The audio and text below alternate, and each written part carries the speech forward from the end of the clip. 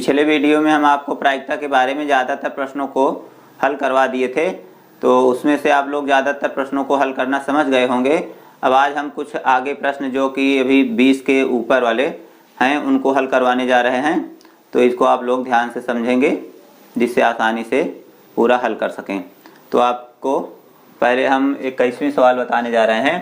पहला है, ताश के 5 पत्तों ईंट का दहला, गुलाम, बेगम, बाका और इक्का को पलट करके अच्छी प्रकार फेंटा जाता है, फिर इनमें से यादृच्छा एक पत्ता निकाला जाता है।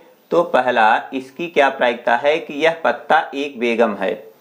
दूसरा, यदि बेगम निकल आती है तो उसे अलग रख दिया जाता है और एक अन्य पत्ता निकाला जाता है, तो इसकी क्या प्रायिकता है कि दूसरा निकाला गया पत्ता, पहला इसमें एक इक्का है, बी एक बेगम है। तो इसमें से आपको दूसरे में 2 प्रश्न दे दिया गया है। तो पहला देखिए, इसमें सबसे पहले आपको ये देखना है कुल संभव घटनाएं कितनी हैं। इसलिए पहला, संभव परिणाम,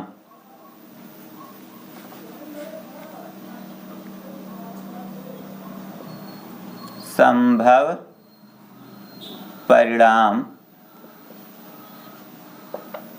तो कितना है, ईंट का दहला 1 2 3 4 और 5, कुल 5 पत्ते हैं। इसका मतलब 5 संभव परिणाम हो सकते हैं।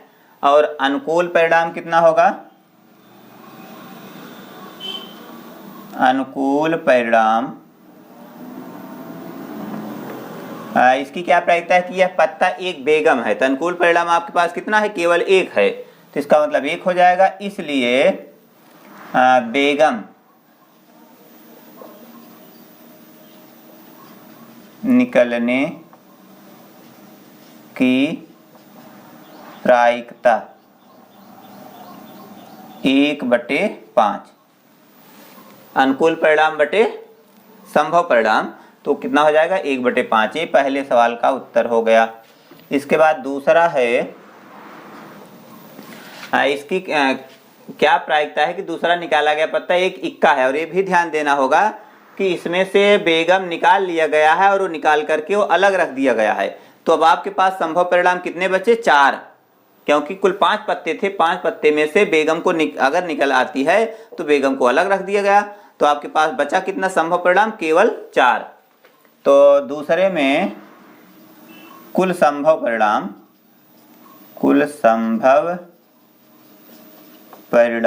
बराबर 4 और अनुकूल परिणाम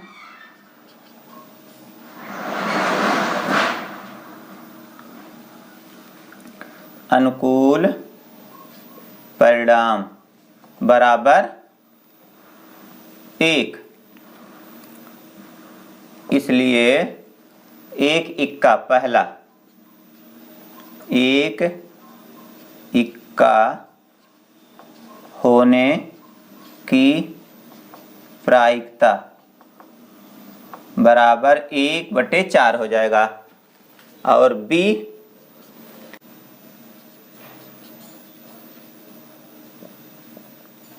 कुल संभव परिणाम बराबर 4 और बेगम के लिए अनुकूल परिणाम, बेगम के लिए अनुकूल परिणाम बराबर 0, क्योंकि उसमें से बेगम है ही नहीं, बेगम निकल चुकी है, तो बेगम आने की संभावना है ही नहीं। इसका मतलब उसकी संभावना 0 है।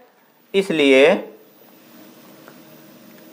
प्रायिकता बेगम आने की प्रायिकता, बेगम आने की प्रायिकता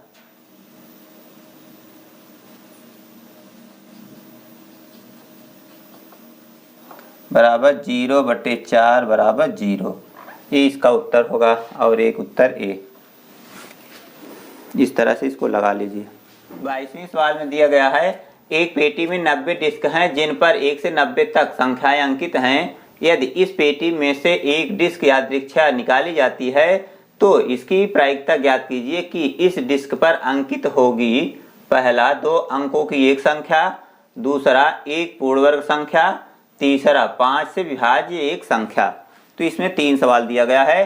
पहले सवाल पर आइए, 2 अंकों की एक संख्या। तो आप जानते हैं कि 1 से लेकर के 90 तक की संख्या में 2 अंकों वाली संख्या कहाँ से स्टार्ट होगी? 10 से। 10, 11, 12, 13। तो इसके पीछे जो संख्याएं हैं 90 में से उसको कम कर देंगे तो संभव परिणाम कितना होगा? तो आगे अब हम पहली सवाल बताने जा रहे हैं। पहला है 2 अंकों की एक संख्या।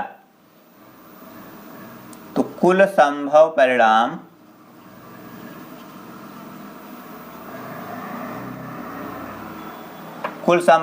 कितना होगा? 90, क्योंकि 90 संख्याएं हैं पूरा। इसके बाद 2 अंकों की एक संख्या के लिए अनुकूल परिणाम, 2 अंकों की संख्या के लिए अनुकूल परिणाम बराबर 90 माइनस। अब 90 में से कितना घटाया जाएगा? 1 से लेकर के 9 तक की संख्याएं कितना होंगी? 9 संख्या। तो 1 से लेकर के 9 तक की 9 संख्याएं इसमें घटा देंगे तो 90 से 9 घटा 81, क्योंकि 1 से लेकर के 9 तक की संख्याएं जो है वो 1 अंक की होती हैं। उसके बाद 10 में 2 अंक, 11 में 2 अंक, 12 में 2 अंक, इस तरह से 90 तक सब में 2 अंक ही होगा। तो आपके पास अनुकूल परिणाम 81 हो गया। इसलिए 2 अंकों की एक संख्या आने की प्रायिकता क्या होगी? 81/90 हो जाएगा। इसलिए 2 अंकों की एक संख्या आने की प्रायिकता बराबर, सूत्र क्या है? अनुकूल परिणाम बटे संभव परिणाम। तो 81/90, इसको काट सकते हैं, 9 9 81, 9 10 90। तो आया कितना? 9/10। दूसरा इसका एक पूर्ण वर्ग संख्या। तो एक पूर्ण वर्ग संख्या क्या क्या होगी?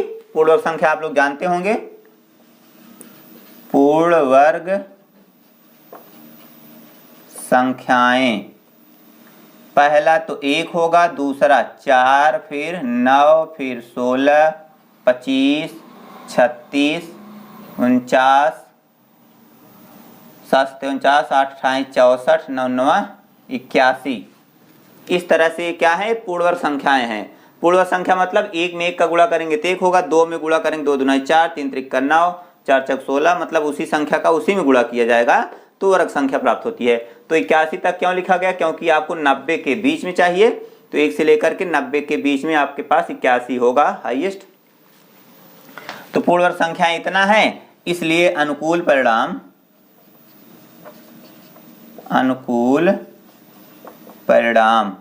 1 2 3 4 5 6 7 8 9। तो आपके पास अनुकूल परिणाम कितने हो गए? 9। और संभव परिणाम कितना है? तो संभव परिणाम तो पूरा 90 है। तो संभव परिणाम तो ऊपर हम लिख चुके हैं। इसलिए एक पूर्ण वर्ग संख्या, एक पूर्ण वर्ग संख्या आने की प्रायिकता बराबर 9/90। इसको काट देंगे, 9 के 9, 9 10 90। तो आया कितना? 1/10। दूसरा हो गया। इसके बाद अब तीसरा देखिए, 5 से विभाज्य संख्याएं, 5 से विभाज्य संख्याएं क्या क्या होंगी? 1 से लेकर के 90 के बीच में विभाज्य संख्याएं, 5 से विभाज्य संख्याएं, पहला तो 5 होगा, उसके बाद 10, 15, 20, 25, 30, मतलब 5 के गुणज सब 5 से विभाज्य होंगे। इस तरह से पूरा यहाँ लिख सकते हैं। 35, 40, 45, 50, 55, 60, 65, 70, 75, उसके बाद 80, फिर 85, उसके बाद 90, क्योंकि 90 तक है 90 भी रहेगा उसमें। तो इसमें कुल अनुकूल परिणाम, कुल अनुकूल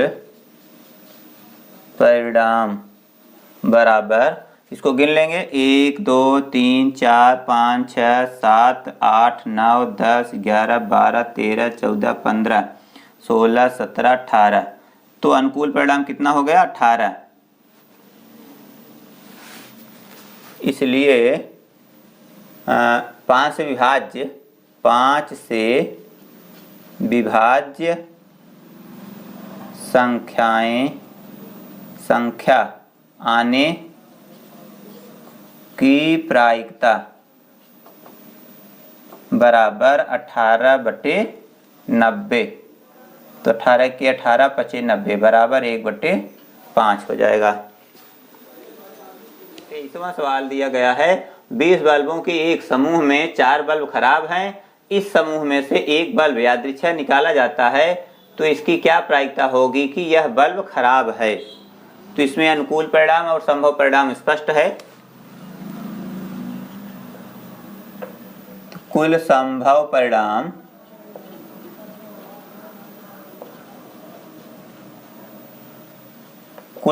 परिणाम तो 20 है, क्योंकि 20 बल्ब है। और अनुकूल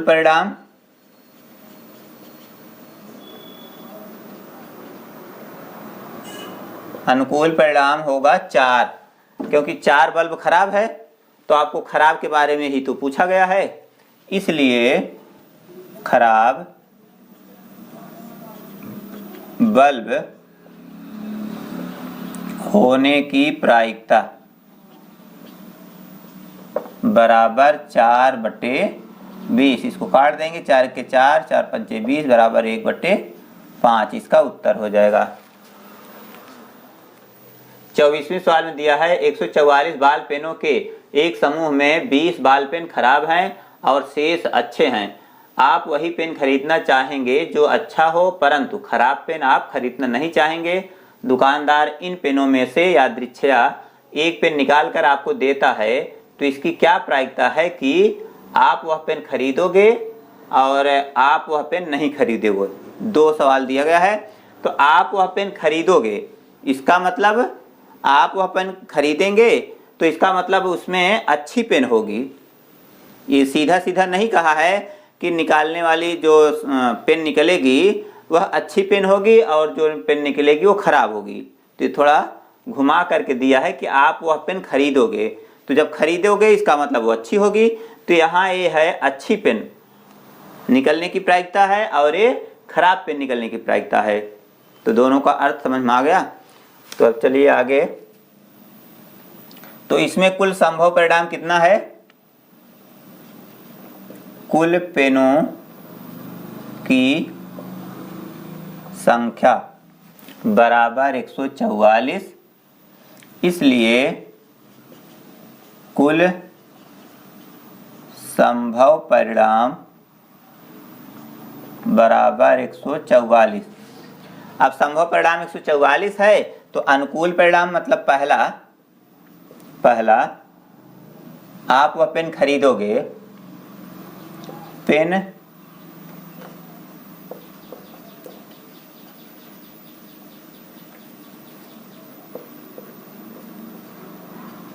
खरीदने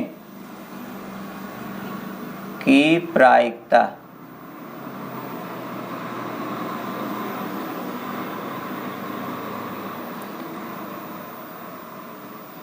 पेन खरीदने के लिए अनुकूल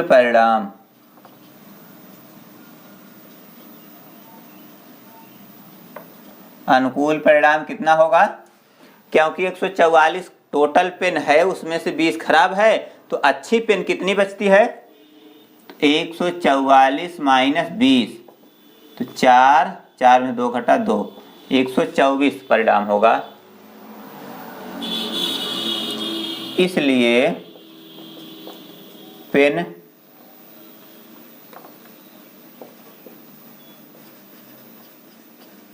खरीदने की प्रायिकता बराबर 124/144। इसको काटेंगे 4 से, 4 × 12, 4 × 4, 4 × 12, 2 4 × 24, 31/36।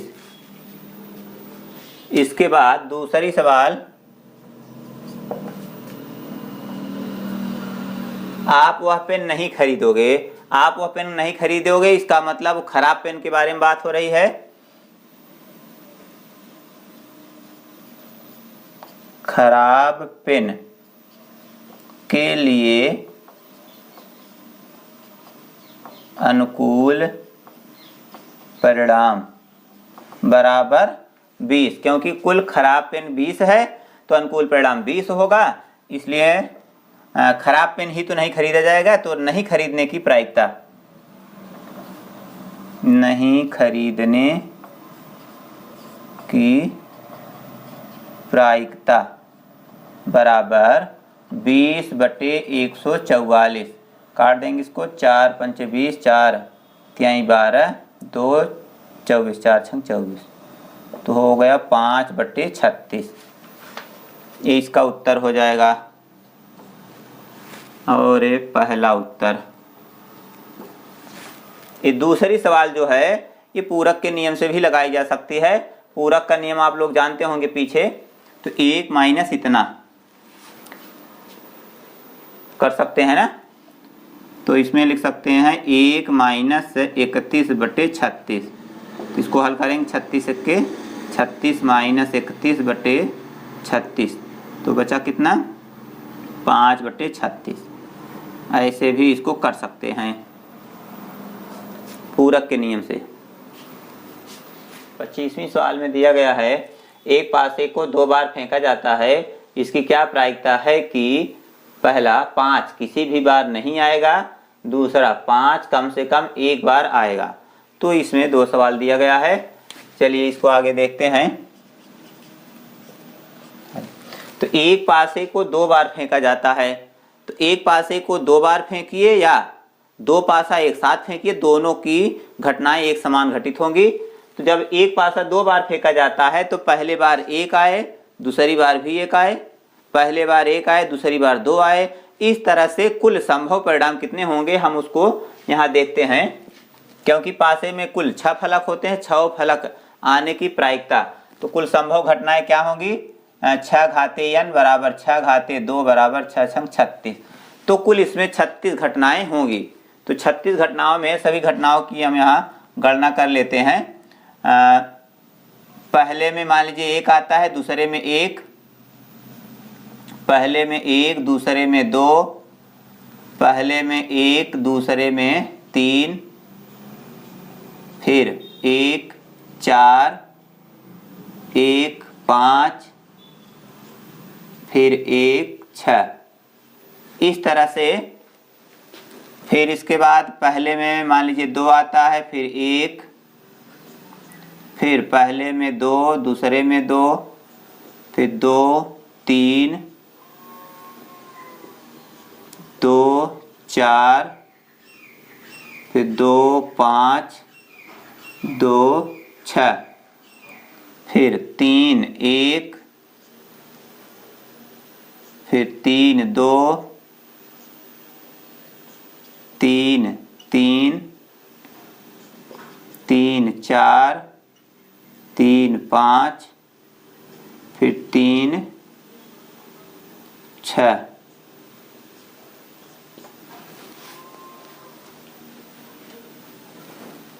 फिर इसके बाद इसमें मान लीजिए 4, पहले में 4 आता है, दूसरे में 1, फिर 4 2, फिर 4 3, फिर 4 4, फिर 4 5, फिर 4 6।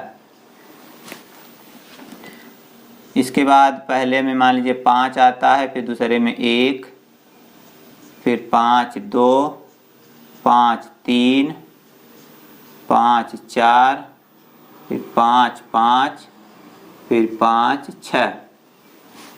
इसके बाद पहले में 6, दूसरे में 1, फिर 6 के बाद 2, फिर 6 के बाद 3, फिर 6 के बाद 4, फिर 6 के बाद 5, फिर 6 के बाद 6। इस तरह से ये इतनी घटनाएं घटित होंगी। अब इनमें से आपको देखना है कि अनुकूल घटनाएं कितना हो रही हैं। पहला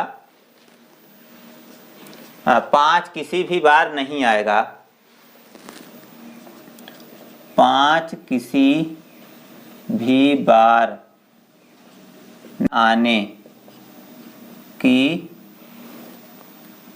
घटना कितना है? 5 देखिए न आने की, तो यहाँ आप देख रहे हैं इसमें 5 एक बार है, फिर इसमें 5 एक बार, फिर इसमें भी एक बार, इसमें भी एक बार, और इसमें देखिए 6 में 5 है। तो आप देख रहे हैं 1 2 3 4, इसके बाद है 5। 5 में तो एक बार है, उसके बाद इसमें 6 बार, तो 6 5 11 बार। 5 किसी भी बार आने की कुल घटना कितना है? 11। इसलिए 5 किसी भी बार न आने की अनुकूल घटना बराबर 36 माइनस 11 बराबर 25। इसलिए 5 किसी भी बार न आने की प्रायिकता बराबर 25/36। ये इसका उत्तर हो गया। दूसरा है 5 कम से कम एक बार आए। तो 5 कम से कम एक बार आए, तो आप देख रहे हैं इसमें 5 एक बार आया, फिर इसमें भी एक बार, 2 3 4 5 6 7 8 9 10, 10 के बाद 11। तो 5 कितनी बार आ रहा है? कम से कम 11 बार। तो 5 कम से कम एक बार आने के लिए अनुकूल परिणाम बराबर 11। इसलिए 5 कम से कम एक बार आने की प्रायिकता बराबर 11/36। ये हो गया इसका आंसर। तो आशा है आपको समझ में आ गया होगा।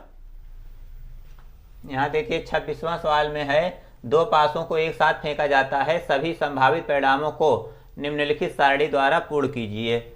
तो 2 पासों का योग, 2 पासों की संख्याओं का योग 2 3 4 5 6 इस तरह से होना चाहिए, और उसकी प्रायिकता कितनी होगी यहाँ ये भरना है। तो कुछ भरा गया है और जो खाली है उसको आपको भरना है। तो इसमें आपको ये देखना है कि इसमें अंकों का योग 2 होना चाहिए, 3 4 5 इस तरह से, और 2 अंक होने की प्रायिकता कितना है? 1/36। 3 अंक होने की प्रायिकता कितना आपको निकालना होगा? जो खाली है उसको आपको निकालना है, और जो भरा है उसका तो ज्ञात किया गया है। पहला तो इसमें दिया गया है 3 अंकों का योग 3 होने की प्रायिकता। अंकों का योग 3 होने की प्रायिकता कितनी होगी? तो पहले इसके लिए अनुकूल परिणाम, अंकों का योग 3 होने के लिए पहले पर मान लीजिए 1 आता है, दूसरे पर 2, तो 2 1 3 हो जाएगा। इसके बाद इसी का उल्टा कर देंगे, तो पहले पर 2 आए, दूसरे पर 1 आए तो भी 3 होगा। तो इसमें आप देख रहे हैं संभव परिणाम कितना हो रहा है? 2। तो संभव परिणाम 2, तो इसका मतलब 2/36। तो 2/36 काट देंगे, 2 1 के 2, 2 18 में 36, तो ये हो गया 1/18। फिर दूसरा 4 अंकों का योग कितना होना चाहिए? 4 अंकों का योग 4 होने के लिए पहले में मान लीजिए 1 आता है, दूसरे पर 3 आता है, तो 3 1 4 हो जाएगा। फिर इसके बाद इसी को उल्टा कर देंगे, 3 1 तब भी 4 होगा। पहले पर 2 आए, दूसरे पर भी 2 आए, तो इसको तो उल्टा करेंगे नहीं, उल्टा करेंगे तो कोई फर्क नहीं पड़ेगा। इसका मतलब इसमें कितनी घटना हुई? 3 घटना। तो 3/36 तो काट देंगे, 3 1 के 3 12 में 36, 1/12। फिर तीसरा आपको क्या करना है 5। अंकों का योग कितना होना चाहिए 5। अंकों का योग 5 होने के लिए मान लीजिए पहले पर 1 आता है तो दूसरे पर 4 आना चाहिए, फिर इसी को उल्टा कर देंगे 4 1। इसके बाद पहले पर 2 आएगा तो दूसरे पर 3 आना चाहिए, तभी तो 3 2 5 होगा। फिर इसका उल्टा कर देंगे तो 3 और 2 3 2, बस कितनी घटना हुई 4 घटना। तो इसका मतलब 4/36, 4 के 4 9 36, तो 1/9, इसमें 1/9 भरेंगे। फिर चौथा क्या है अंकों का योग 6 होना चाहिए। अंकों का योग 6 होने के लिए पहले 1 से शुरू करेंगे, पहले पर 1 आता है तो दूसरे पर 5 होना चाहिए, फिर इसी को उल्टा कर देंगे 5 1। फिर पहले पर 2 आना चाहिए तो दूसरे पर 4, 4 2 6 हो जाएगा। इसके बाद इसी को उल्टा कर देंगे 4 2। फिर पहले पर 3 आएगा तो दूसरे पर भी 3 आना चाहिए, 3 3 6। तो इसको तो उल्टा कर नहीं सकते 3 को, तो घटना कितनी हुई कुल 1 2 3 4 5, तो ये हो गया 5/36, तो कटेगा नहीं, ये हो गया 5/36।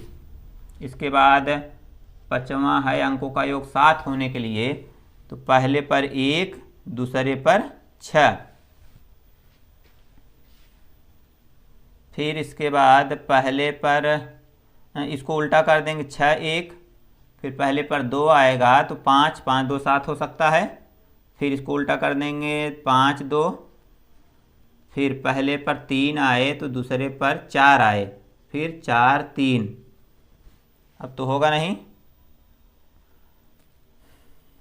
1 2 3 4 5 6, तो कितना हुआ 6/36, 6 के 6 6 36, 1/6, तो इसका हो जाएगा 1/6। फिर पांचवा हो गया। छठवां सवाल अंकों का योग 8 तो दिया है 9, अंकों का योग 9 होना चाहिए। तो अंकों का योग 9 होने के लिए तो 1 तो चलेगा नहीं, 1 में 6 जोड़ेंगे 7 ही होगा, तो 2 6 में 2 जोड़ेंगे 8। फिर 3 में 6 जोड़ेंगे तो 6 3 9, फिर ये होगा 6 और 3। और कोई संख्या है, फिर 1 पर 4, फिर 5, फिर 5 4, बस। तो इसमें कितना हुआ 4 घटनाएं, 4/36, 4 के 4 9 36, 1/9, 1/9। फिर 7वीं सवाल होगी अंकों का योग 10 होने के लिए। तो अंकों का योग 10 होने के लिए क्या करना होगा, पहले पर 4 आए दूसरे पर 6, फिर 6 4, फिर पहले पर 5 दूसरे पर 5, 5 5 10, बस यही होगा 3, तो हो गया 3/36, 3 के 3 12 में 36, तो 1/12। फिर अंकों का योग 11 होने के लिए, अंकों का योग 11 होने के लिए क्या करेंगे, पहले पर 5 दूसरे पर 6, फिर 6 5 उल्टा, बस यही होगा 2, तो 2/36 बराबर 1/18, ये हो गया 1/18। इस तरह से इसको भर सकते हैं। तो यहाँ दिया गया है 27वें सवाल में, एक खेल में 1 रुपए के सिक्के को 3 बार उछाला जाता है और प्रत्येक बार का परिणाम लिख लिया जाता है। तीनों परिणाम समान होने पर अर्थात 3 चित या 3 पट प्राप्त होने पर हनीफ खेल में जीत जाएगा, अन्यथा वह हार जाएगा। हनीफ के खेल में हार जाने की प्रायिकता परिकलित कीजिए। तो इसमें जब एक सिक्के को 3 बार उछाला जाता है तो तीनों में क्या क्या हो सकता है, इसके लिए संभव परिणाम यहाँ आप देख सकते हैं। पहले में यच, दूसरे में यच, तीसरे में टी आ सकता है, फिर यच टी यच, फिर इसके बाद टी यच और यच आ सकता है। इसके बाद टी टी यच आ सकता है, फिर टी यच टी आ सकता है, फिर यच टी टी, फिर यच यच यच टी टी टी, इस तरह से कुल 8 परिणाम होंगे। इसको कैसे पता कर सकते हैं? तो 2 घाते 3, क्योंकि 3 बार फेंका गया, 2 घाते 3 बराबर 8, इसका मतलब कुल संभव परिणाम 8 हो जाएंगे। इसलिए कुल संभव परिणाम बराबर 8। अब इसमें आपसे पूछा गया है जिसमें तीनों चित या तीनों पट प्राप्त होगा तो उसमें खेल जीत जाएगा। आपसे हारने के लिए पूछा है, तो इसलिए जीतने के लिए संभव परिणाम बराबर, यहां आप देख रहे हैं यच यच यच या टी टी टी, तो 2 बार है, तो जीतने के लिए संभव परिणाम 2 है, इसलिए हारने के लिए संभव परिणाम, इसलिए हारने के लिए संभव परिणाम बराबर 8 - 2 बराबर 6। इसलिए हारने की प्रायिकता, क्योंकि आपसे हारने की प्रायिकता पूछी गई है, तो हारने की प्रायिकता संभव परिणाम बटे कुल परिणाम, तो 6/8, इसको काट देंगे, 2 तिहाई 6, 2 चौका 8 बराबर 3/4, ये इसका आंसर हो जाएगा। 28वें सवाल में दिया गया है निम्नलिखित में से कौन से तर्क सत्य हैं और कौन से तर्क असत्य हैं, सकारण उत्तर दीजिए। तो यदि 2 सिक्कों को एक साथ उछाला जाता है तो इसके 3 संभावित परिणाम 2 चित या 2 पट या प्रत्येक एक बार हैं, अतः इनमें से प्रत्येक परिणाम की प्रायिकता 1/3 है। और दूसरा है यदि एक पासे को फेंका जाता है तो इसके 2 संभावित परिणाम एक विषम संख्या या एक सम संख्या है, अतः एक विषम संख्या ज्ञात करने की प्रायिकता 1/2 है। तो इनमें से कौन सही है यही आपको चेक करना है। तो पहले हम इनको हल करके देखते हैं कौन कौन सही होता है। पहला, यदि 2 सिक्कों के साथ उछाला जाता है तो संभव परिणाम क्या क्या हो सकते हैं, यहाँ हम लिख लेते हैं। पहले में यच, दूसरे में यच आ सकता है, फिर यच टी आ सकता है, फिर टी यच आ सकता है या टी टी आ सकता है। तो आप देख रहे हैं इसमें कुल संभव परिणाम 4 है। तो संभव परिणाम बराबर 4 और अनुकूल परिणाम, अनुकूल परिणाम प्रत्येक में से कहा है, इनमें तो इसके 3 संभावित परिणाम हो सकते हैं, तो इनमें से प्रत्येक परिणाम की प्रायिकता, प्रत्येक मतलब 4, चारों में से 1, तो इसका अनुकूल परिणाम 1 हो जाएगा। इसलिए प्रायिकता बराबर 1/4, जबकि इसमें कहा है 1/3 दिया है, इसलिए ये असत्य है। अतः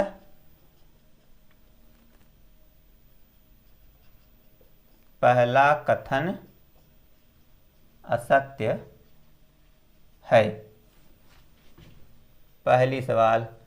दूसरी सवाल है यदि एक पासे को फेंका जाता है तो इसके 2 संभावित परिणाम एक विषम या एक सम संख्या हो सकती है। तो जब पासा फेंका जाता है तो या तो सम संख्या या तो विषम संख्या आ सकती है। तो सम संख्या क्या क्या हो, पहले विषम देख लेते हैं। विषम संख्याएं 1 3 5, विषम संख्या 1 3 5, इसलिए अनुकूल परिणाम बराबर 3, कुल संभव परिणाम कितना होता है पासे में 6, इसलिए विषम संख्या की प्रायिकता बराबर 3/6 बराबर 1/2, इसको काट देंगे तो 1/2 हो जाएगा। इसी तरह सम संख्या, तो यही तो है, विषम ही पूछा है तो हम विषम बता दिए, ठीक है, ये हो गया उसका उत्तर। इसलिए दूसरा कथन सत्य है। दूसरा कथन सत्य है। ठीक, तो ये 15A अभ्यास खत्म हो गया है। अब आपको 15B अभ्यास अपने आप खुद प्रयास करिए, हो सकता है कि ज़्यादा से ज़्यादा सवालें आप लोग लगा लेंगे और इसमें सब वही पीछे की सवालें ज़्यादातर रिपीट किया है। तो आशा है कि आप लोग इसमें से 100% सवालें लगा लेंगे। अगर नहीं लगा पाएंगे तो हम इसको आपको बता भी देंगे, तो आप लोग इसको प्रयास करते रहिएगा।